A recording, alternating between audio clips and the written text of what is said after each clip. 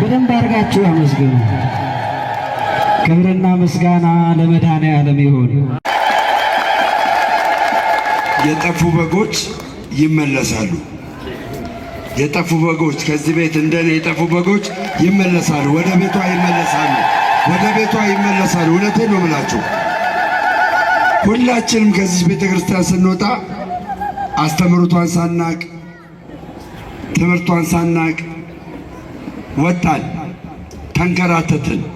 ከዛ መንከራተት ደግሞ እቅፍ ድግፍ አድርጋ እጥብ አድርጋ ለዚህ ወግ ማገር አደረሰችን። ስለዚህ እኔ በጣም ደስ የሚለኝ እናቴ እጅግ በጣም የኦርቶዶክስ ተዋሕዶ አማኝ ናት። አባቴም እንደዚሁ። እናቴ ለእኔ በጣም የምትጸልይ የምትጮህ በብዙ አቅጣጫ ስለኔ ወደዚህ መመለስ የምትማልድ ነበረች። ድንግል ማርያም ደግሞ ጸሎቷን ሰምታ እኔ ወደዚህ ምድር አመጣችን። ይሁን። ስለዚህ እናቴ ባለሽበት እግዚአብሔር አምላክ ይባርከሽ።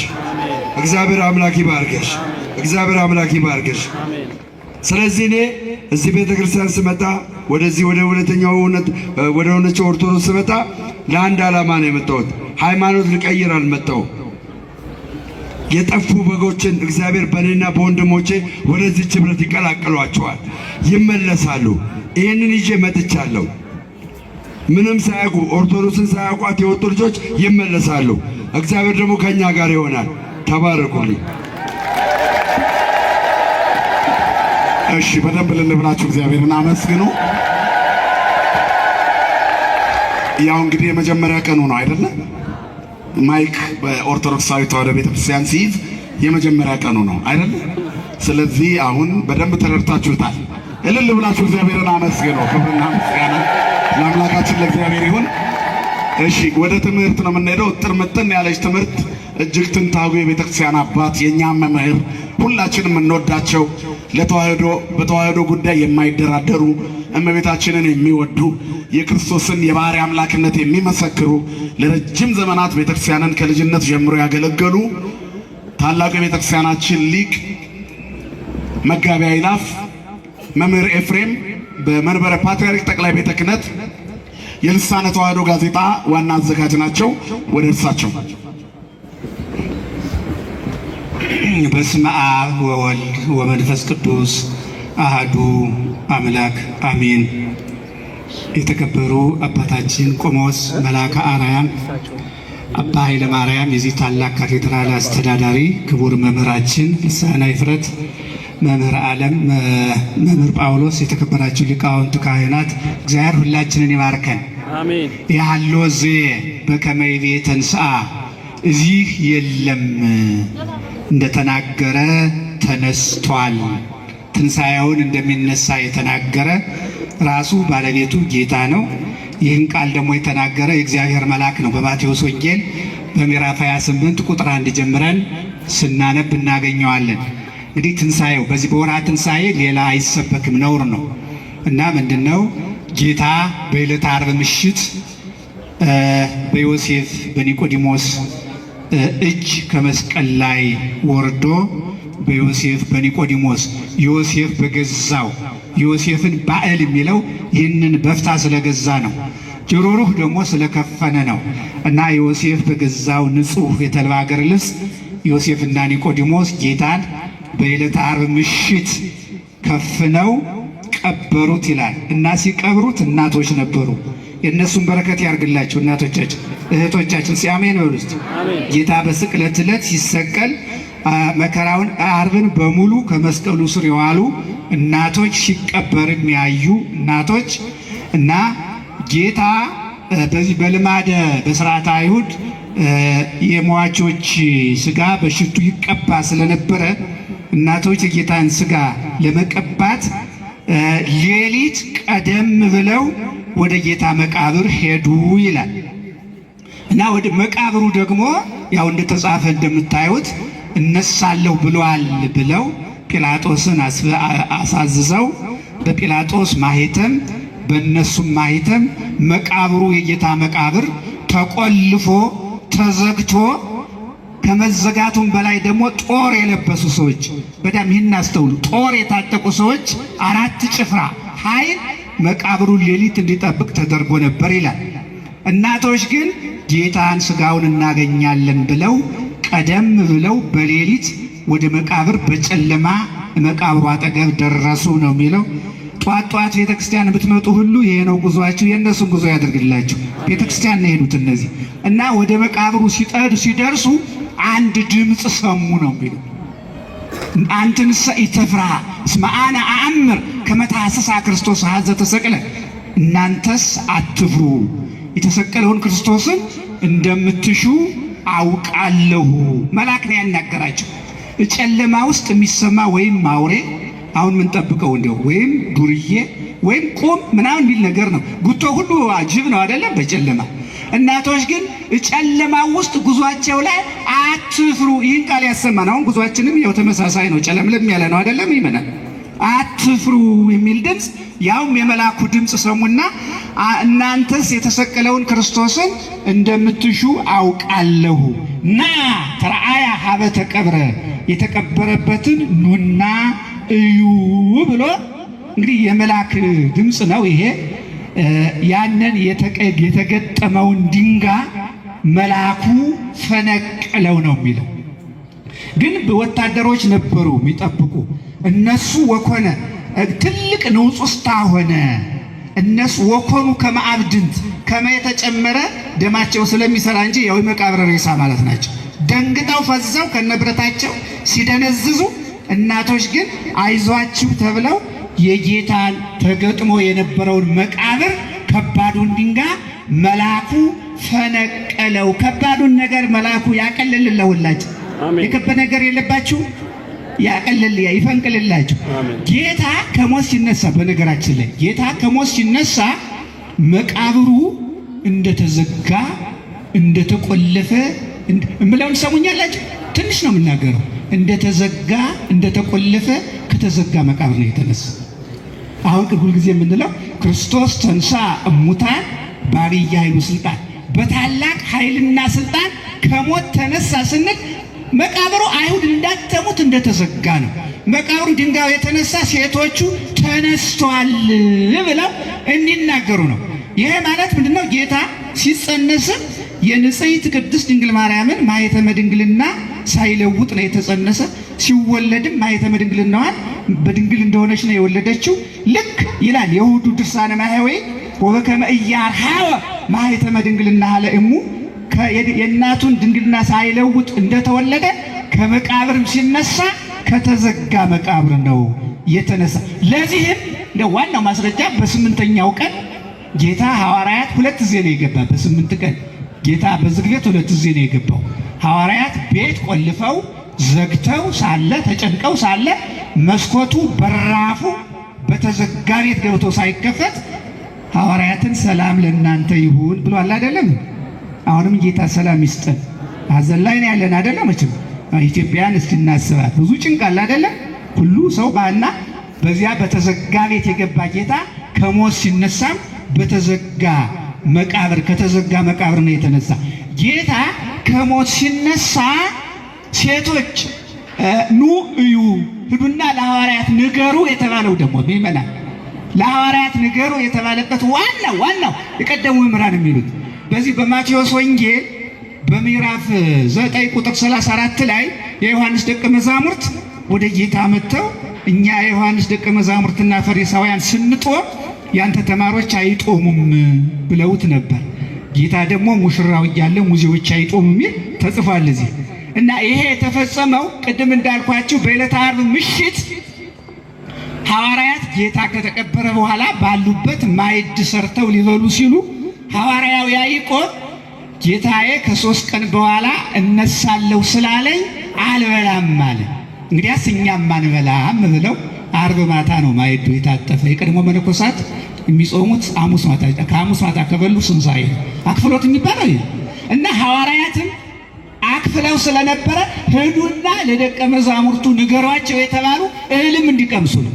እና ጌታ ኢየሱስ ክርስቶስ ለደቀ መዛሙርቱ ሲነገራቸው እነ ጴጥሮስ እና ዮሐንስ ወደ መቃብሩ ሄደው ከመቃብሩ ለስ ብለው መጀመሪያ ዮሐንስ ያው ጳጳስ እያለ ይተረጎማል። ይሄ ዮሐንስ ወጣት ስለሆነ ቀድሞ ደረሰ። ሽማግሌው ጴጥሮስ ደረሰ። ወደ መቃብሩ ገባ። ጴጥሮስ አመነ፣ ዮሐንስም ገባ። ግን በመቃብሩ ውስጥ ዮሴፍ የገዛው ጨርቅ ወሰበነኒ ጥብሉለ እንተ ባሕቲቱ ያን የተጠቀለለውን ሰበንም አዩ እና ሰበኑን አይተው ትንሣኤውን አምነዋል። እንግዲህ ጌታ በዕለተ ዓርብ ሲሰቀል ራቁቱን ነው የተሰቀሉት። ልብሱን ተካፍለው ወስደዋል። እንደገና ዮሴፍ የገዛው ጨርቅም ስጋው የለበሰው ከመቃብሩ ነው የተገኘ። ጌታ ኢየሱስ ክርስቶስ ከሞት ሲነሳ ጨርቅ አይደለም የለበሰው። የዋደገ ንዴተ ህላዌ ገባ ወተመይጣ በስራት ወግ የሚባለው ጌታ ሲነሳ ከሞት ጨርቅ አይደለም፣ ራሱ ልብሱ እሳት፣ ክዳኑ እሳት ብርሃን ስለሆነ ብርሃን ነው የሆነው መድኃኒዓለም። ብርሃነ ትንሣኤ የሚባለው ነው። ብርሃነ ትንሣኤ የሚባለው ዋናው ትልቁ መልእክት ነው። ብርሃነ ትንሣኤ የሚባለው ብርሃን ነው። ከዚያ በኋላ እሱ እና እንግዲህ መድኃኒዓለም 3 መዓልት 3 ሌሊት በከርሰ መቃብር አድሮ ተነስቷል። በእውነት ተነስቷል በሉ እስቲ ሁላችሁ። እንግዲህ በሌላ መምህር ስላሉ እንዳላበዛ ነው። እንዴት እንደተነሳ ቀኖችን ልንገራችሁና ልጨርስ። ምንም ብዙ መናገርም አያስፈልግም። ምንድነው ጌታ 3 ቀን 3 ሌሊት ከከርሰ ሙቶ ተነሳ ስንል እንግዲህ ትንሣኤውን ራሱ እነሳለሁ ነው ያለ። መልአኩም እሱ እንዳለ ተነስቷል ነው ያለ። ትንሣኤው ቀድሞ በነቢያት የተነገረ ነው። ራሱ ጌታም ዮናስ 3 መዓልት 3 ሌሊት በከርሰ መቃብር በአሳ አንበሪ ሆድ እንደነበረ መጽሐፍ ቅዱስ ትክክለኛ ነው። እና 3 ቀን የሚሞላው መምህራነ ቤተ ክርስቲያን የሚሉት ሐሙስ ምሽት ለጸሎተ ሐሙስ ምሽት ጌታ ይህ ሥጋዬ ነው ይህ ደሜ ነው ብሎ ህብስቱን ለውጡ ከሰጠበት ከርሰ ሐዋርያትን መቃብር አድርጎ ይላሉ መምህራን። ሌሎች የሚሉት ግን እችን ተናግሬ ነው የምጨርስ። ዓርብ ጠዋት ከ1 ሰዓት እስከ 6 ሰዓት ቀን ነው አይደለም? ከ6 ሰዓት እስከ 9 ሰዓት ቀኑ ጨልሟል። ታውቃላችሁ አይደለም? ከ9 ሰዓት እስከ ቀኑ እንደጨለመ ይቺ ከ6 ሰዓት እስከ 9 ሰዓት ያለችው ጨለማ አንድ ሌሊት በሞት በመድኃኒዓለም ይህን ቃል ያዙ። ዝም ብሎ ጩኸት ብቻ አይሆንም የሚመለ ከ9 ሰዓት ከ6 ሰዓት እስከ 9 ሰዓት ያለው አንድ ሌሊት፣ ከጠዋቱ 1 ሰዓት እስከ 6 ሰዓት ያለው አንድ ቀን። እንደገና የዓርብ ሌሊት ስንተኛ ሌሊት ይባላል? አልሰማችሁም? የዓርብ ሌሊት ስንተኛ ሌሊት ይባላል? ሁለተኛ ሌሊት ነው የሚባለው። የቅዳሜ ቀን ስንተኛ ቀን ይባላል? ሁለት ቀን እኮ ከዓርብ ላይ ይዘናል። የቅዳሜ ቀን ስንተኛ ቀን ይባላል? 3ኛ ቀን። የእሑድ ሌሊት ስንተኛ ሌሊት ይባላል? እንግዲህ 3 መዓልት 3 ሌሊት በከርሰ መቃብር አድሮ ተነሳ። ይሄ መምህራን ምእመናን አንዳንድ ጊዜ ተረቱን ፖለቲካውን ትቶ በቤተ ክርስቲያን ቀለም ውስጥ መግባት ጥሩ ነውና ይህ ነው። እግዚአብሔር ሁላችንን ይባርከን፣ ሀገራችንን ይባርክልን። ዛሬ ሀገራችን እንግዲህ ኢትዮጵያችን ግርማዊ ጃንሆይ አዲስ አበባ የገቡበትን ሚያዝያ 27 ቀን ኢትዮጵያ ከ5 ዓመት የጠላት ወረራ በኋላ ነፃ የወጣችበት ነው። አሁንም ጌታ ሰላም ያገኘችበት ስለሆነ ጌታ ሰላሙን በትንሣኤው ነው የሰበከው። ለሀገራችን ሰላሙን ይስጥል፣ ሰላም ይስጠን። ተንሥኡ ለጸሎት እስቲ እግዚኦ ተሳለነ በሉ። ተንሥኡ ለጸሎት ሰላም ለኩልክሙ ምስለ መንፈስከ። ይቺ ቃል የተባለችው መቼ ነው? በ9 ሰዓት ዓርብ ነው። ጌታ በተሰቀለበት ጊዜ አዳም ይሄ አምላኬ አምላኬ የሚለው በአዳም ድምፅ አሁን ዝም ብሎ ነው የሚያበላሹት። ምንድነው የጉባኤ ቤት ያልዋለ ሰው ብዙ ባሰሙ ደስ ይለኛል። አምላኬ አምላኬ ሲል የአዳም ድምፅ ነው የሚባለው። ይሄ ክርስቶስ ሰው ስለሆነ ሲናገር አዳም አፍ ላይ ተሰማ ነው የሚባለው። እና አዳም ተነስቶ ተንሱ የለም ይህ አፉ ላይ ይሄ ሲመጣለት ተነስቶ በሲኦል ውስጥ ተንሥኡ ለጸሎት አለ። በሲኦል ያሉ ነፍሳት ደግሞ እግዚኦ ተሳሃልን አሉ። ጌታ ደግሞ ጴጥሮስ እንደጻፈው በአንቀጸ ሲኦል በአካለ ነፍስ ወርዶ ሰላም ለሁላችሁ ይሁን ብሎ እሱ ከአንተ ጋር እያሉ ይችን እየዘመሩ ከሲኦል ወደ ገነት የገቡባት ቤተ ክርስቲያንም ደግሞ ይህንን ሰላም ተንሥኡ ወደ 16 ጊዜ ይባላል። እና መድኃኒዓለም ሰላም ይስጠን። እግዚአብሔር ከሁላችን ጋር ይሁን። ይህንን የመጣውን ሙሽራውንም ይጠብቅልን፣ ሌሎችንም ይመልስልን። እኛ ሌላውን መንቀፍ ሳይሆን በእውነቱ ይሄ የመምህር ጳውሎስ ውጤት ነው። መምህር ጳውሎስን ይጠብቅልን። እግዚአብሔር ከሁላችን ጋር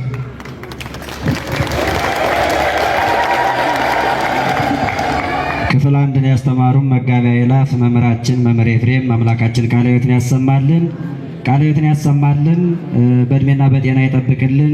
ከዚህ በላይ እየተገኙ እንዲያገለግሉን እንዲያስተምሩና እንዲመክሩን መድኃኔዓለም ሰፊ ዘመናትን ረጅም ዓመታትን ይስጥልን።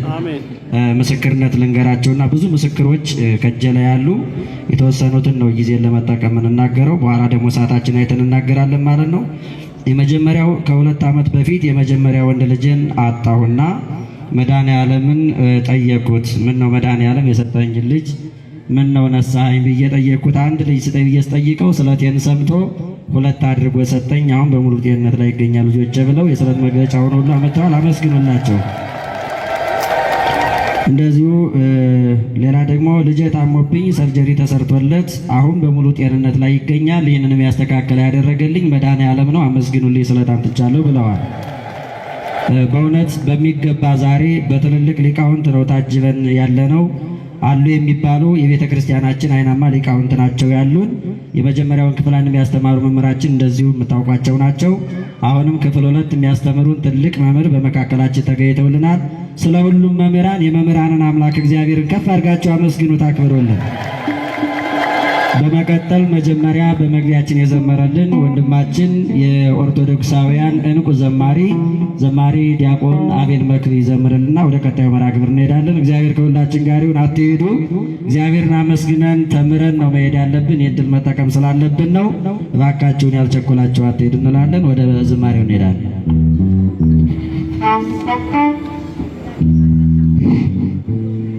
በድጋሚ እንደምን አደራችሁ? አሜን። አምላካችን እግዚአብሔር ስሙ የተመሰገነ ይሁን።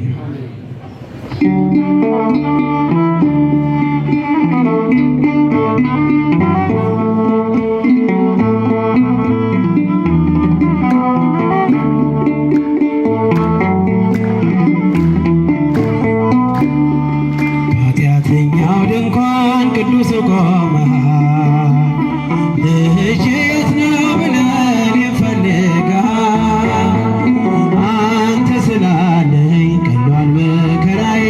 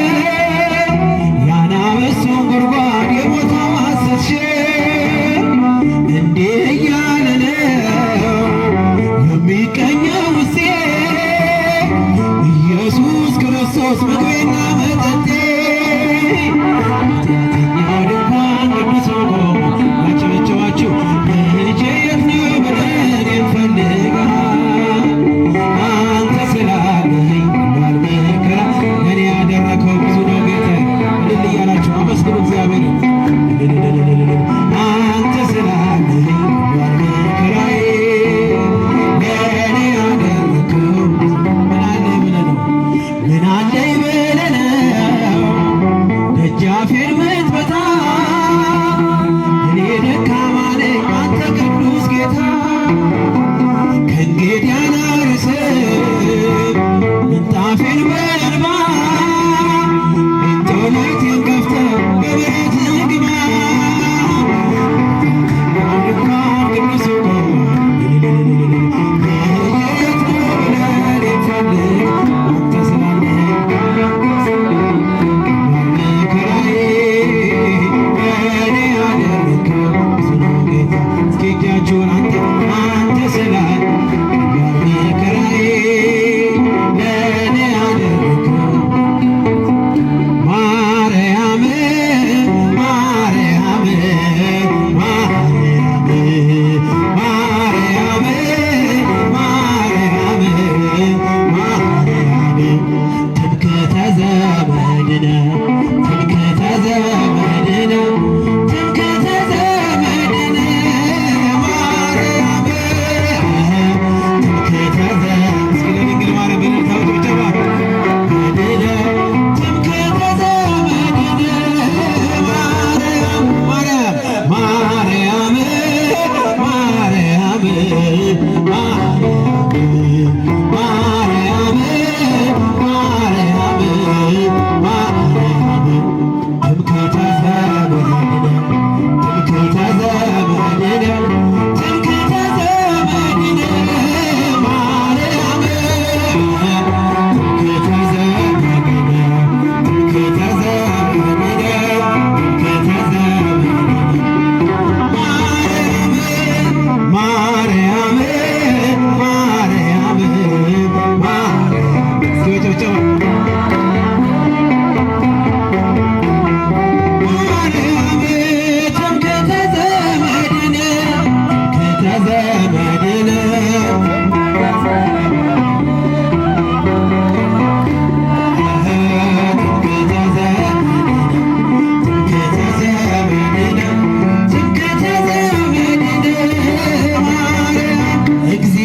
እግዚአብሔር ብርሃኔና መድኃኒቴ ነው። እግዚአብሔር ብርሃኔና መድኃኒቴ ነው። የሚያስደነግጠኝ የሚያስፈራኝ ማነው? የሚያስደነግጠኝ የሚያስፈራኝ ማነው? አምላኬ መጠጊያዬ ነው። የሚያስደነግጠኝ የሚያስፈራኝ ማነው? የሚያስደነግጠኝ የሚያስፈራኝ ማነው? አምላኬ ዘምሩ እግዚአብሔር ብርሃኔና መድኃኒቴ ነው። እግዚአብሔር እስኪ ለመድኃኒዓለም ጭብጨባ መድኃኒቴ ነው። የሚያስደነግጠኝ የሚያስፈራኝ ማነው? የሚያስደነግጠኝ የሚያስፈራኝ ማነው? አምላኬ መጠጊያዬ ነው። የሚያስደነግጠኝ የሚያስፈራኝ ማነው? የሚያስደነግጠኝ የሚያስፈራኝ ማነው? አምላኬ